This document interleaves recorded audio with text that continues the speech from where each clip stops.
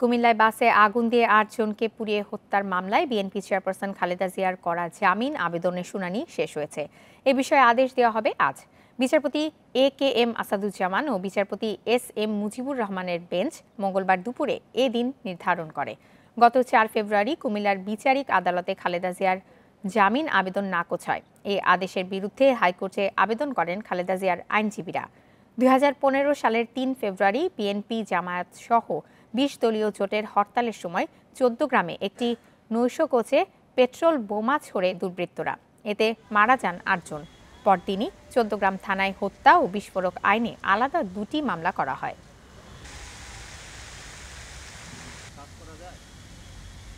তিনি টেলিফোনের মাধ্যমে অনেককে নির্দেশ দিয়েছিলেন যাতে এভাবেই দগ্ধ করা হয়, মানুষ পোড়ানো হয় এবং হামলা করে জীবন নাশ করা হয়।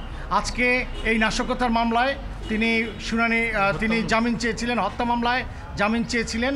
এই জামিনের মামলাটি শুনানি হয়েছে, জামিনের আবেদনটি শুনানি হয়েছে, আগামীকাল আদেশের জন্য রাখা হয়েছে।